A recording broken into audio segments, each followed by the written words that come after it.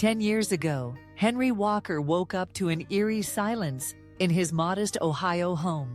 The coffee pot was still warm, the kids were still asleep, and Charlotte, his wife of 12 years, was gone. No warning, no argument, just a folded note on the kitchen counter, written in shaky cursive. "I'm sorry, I can't do this anymore." She didn't just leave Henry, she vanished from the lives of their 5 children, Ethan, Caleb, Layla, and the youngest twins, barely old enough to speak full sentences. One was still in diapers. The other had just learned to speak his name. The absence hit like a bomb. There were no answers, just confusion and heartbreak. When the kids asked where Mommy went, Henry lied. He said she needed some time, that she still loved them, and that she'd come back soon. But she didn't. Not that day, not that year. From that moment on, Henry stepped into the unknown. No roadmap, no backup, just a father clinging to love, struggling to hold together a broken family with his bare hands. The woman he loved had walked away, but he refused to let their home fall apart, and that decision would change everything. The first year after Charlotte left was chaos wrapped in exhaustion. Henry had to quit his evening shifts at the hardware store. Childcare for 5 kids under 11 was more expensive than his paycheck. Mornings began at 5 o'clock a.m., with Layla crying over a missing headband, the twins arguing over cereal, and Ethan trying to keep everything under control, while Caleb reheated whatever breakfast their dad managed to throw together. There was always a mess, always something forgotten. But they made it, barely. By 6:30 a.m., Henry was out the door with his tool belt slung over one shoulder and a cold cup of coffee in his hand. At the construction site, surrounded by the rumble of machines and the scent of fresh timber, he found a strange sense of order. There he wasn't the guy whose wife walked out. He was just a man doing his job. His supervisor, Jason, often shook his head in disbelief. 5 kids and you're still showing up early. That's something, man. Henry would smile back, though no one knew he cried most days in his truck during lunch break. Ethan, at just 7 years old, was growing up too fast. He became Henry's right-hand man at home, packing school lunches, helping the twins with homework, and folding laundry at night. He never complained, but the fatigue in his eyes told a story no child should live. Henry tried his best, but there were nights he'd fall asleep on the couch, with bills unpaid,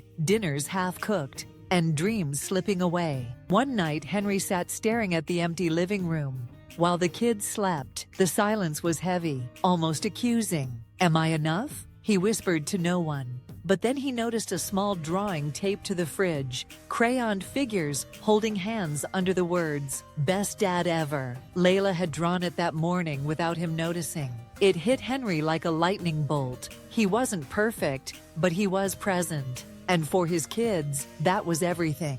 So he fought harder. He skipped birthdays of friends, turned down overtime, and missed out on dating entirely.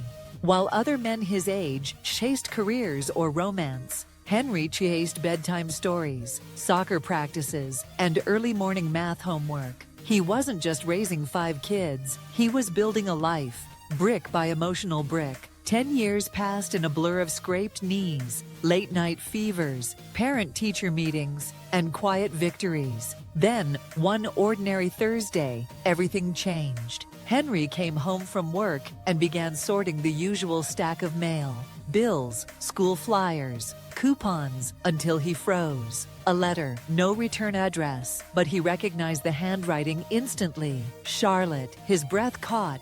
His hands trembled. 10 years, 10 birthdays, 10 Christmases, 10 first days of school, all without her. And now, this letter. He didn't open it right away. He couldn't. He tucked it into his coat pocket like a stone, its weight growing heavier with each passing hour. At the job site, he'd feel it pressing into his chest, reminding him of all that had been broken, and all that he'd rebuilt without her. Something was coming. He could feel it. But for the first time in a decade, Henry wasn't the same man she had left behind. He was stronger, wiser, and ready. Henry didn't open the letter for 4 days. He carried it everywhere, tucked inside his jacket pocket, close enough to feel, far enough to ignore. Every time he reached for a wrench, or bent to lift a beam, he felt it pressing against his chest like a heartbeat that wasn't his. What was she going to say? Why now? Then life threw him another curveball. It was Friday afternoon when Jason, his supervisor,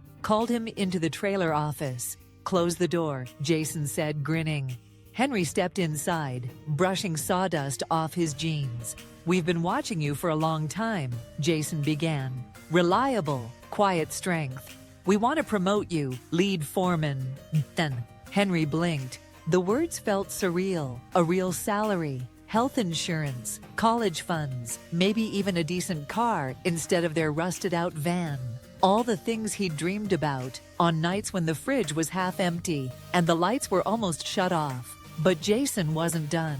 It's more hours, some Saturdays, overnight work, more meetings, more weight on your shoulders. Henry nodded slowly. He knew what that meant. Less time at home, more missed dinners, more strain on Ethan, who had already sacrificed too much of his childhood.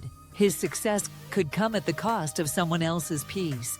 That night, when the younger kids were tucked in, Henry sat across the kitchen table from Ethan. "I was offered a promotion today," he said softly.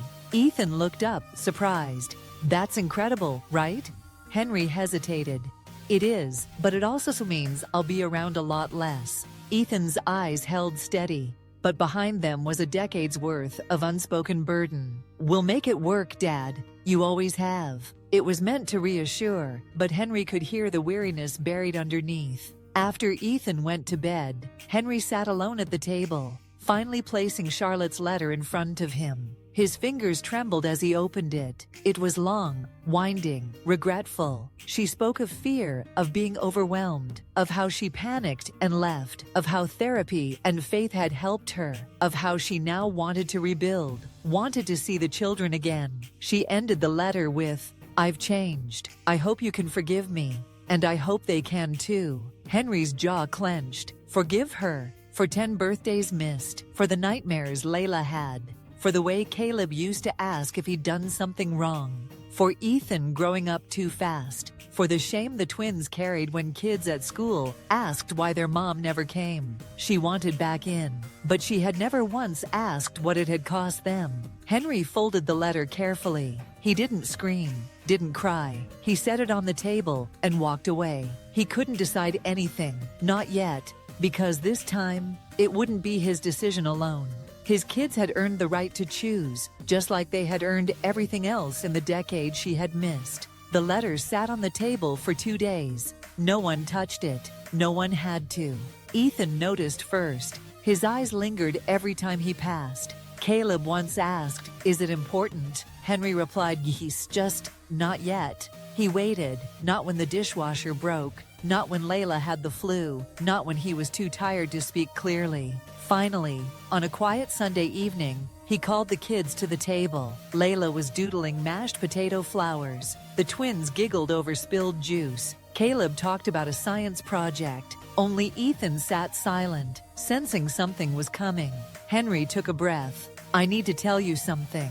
He picked up the letter. "This came last week. From your mom. She says she's changed. She's sorry. She wants to see you." He read it word for word. No filter. His voice didn't shake, but his hands did. Ethan's jaw clenched. "Why now? Why not 10 years ago?" Caleb frowned. "Is she really coming back?" Layla shrank into her chair. The twins said nothing.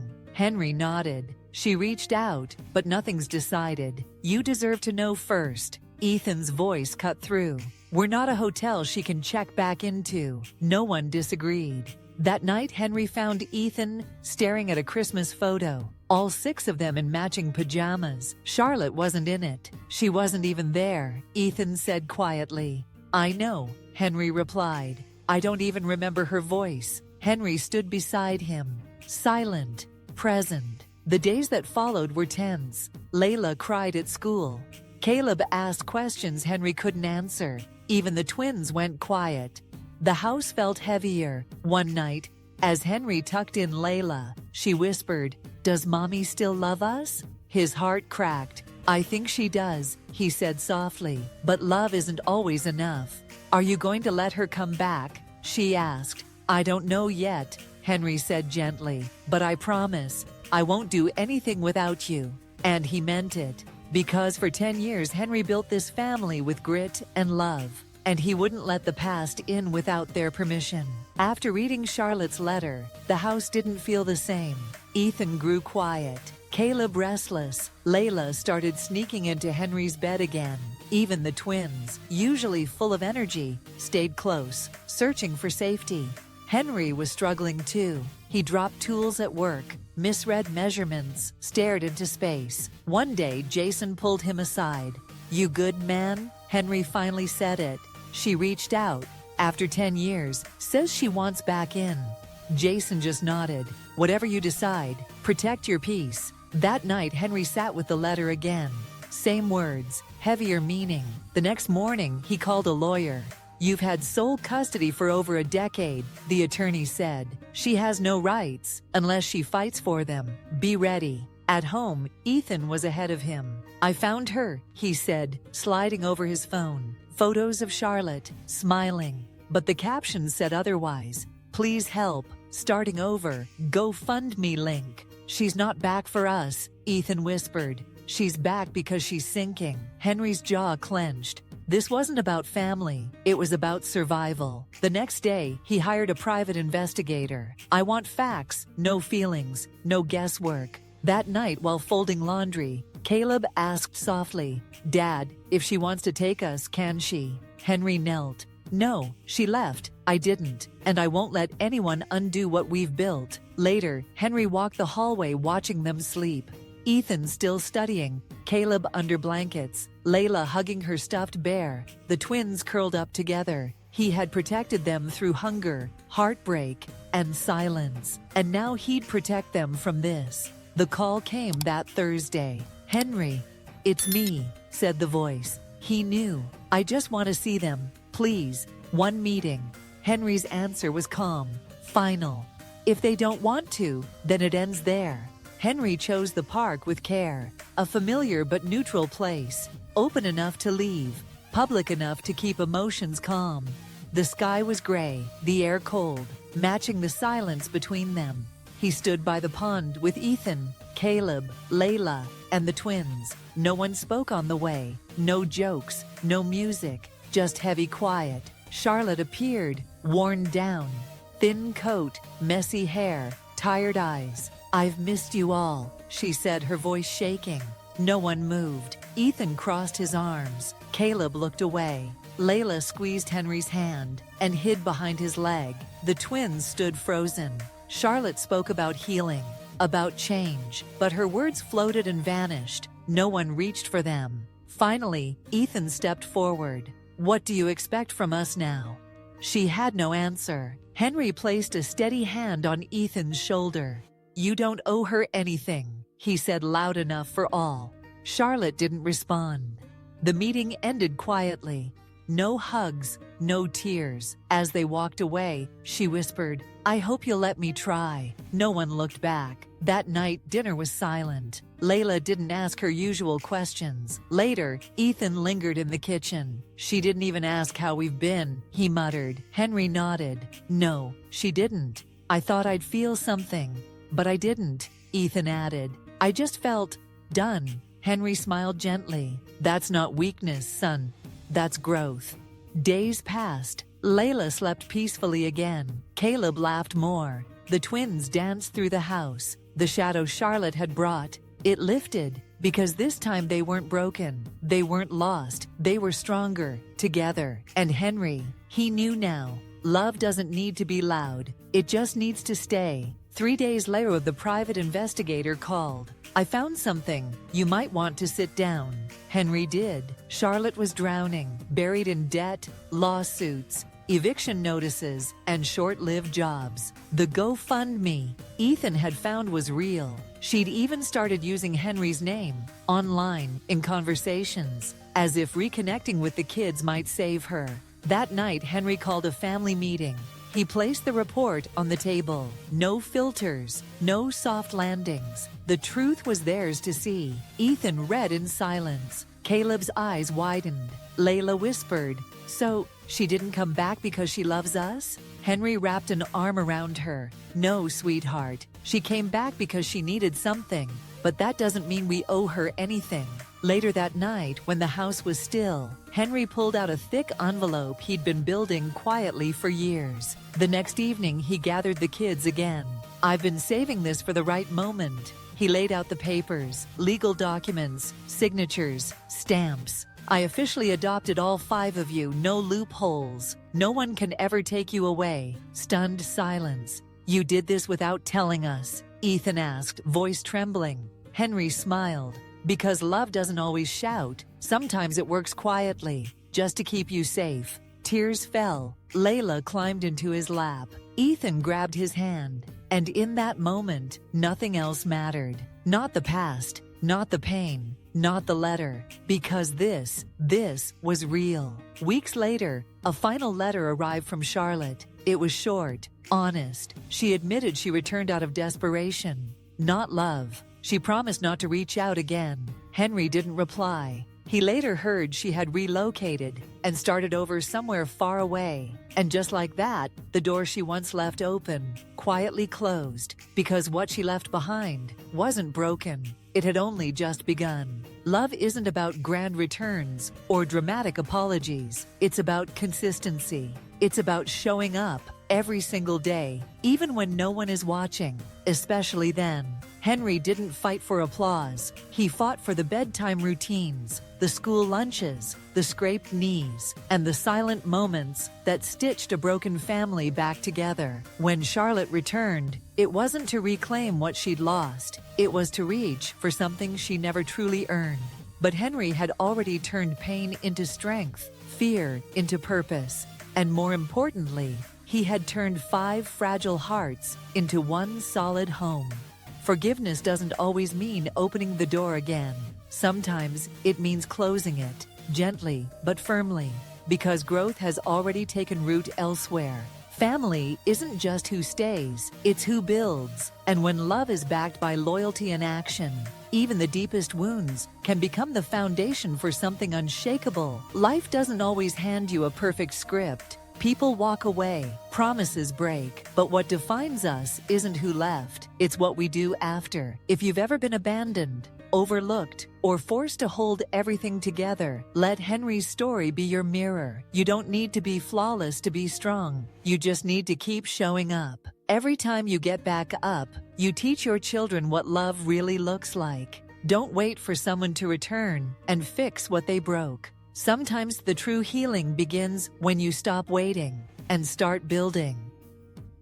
If you enjoy deep, emotional, and meaningful stories like this, don't forget to like, subscribe, and turn on notifications so you never miss a new update. Your support is the motivation that drives us to keep bringing you powerful stories. Once again, thank you for being here, and see you in the next story.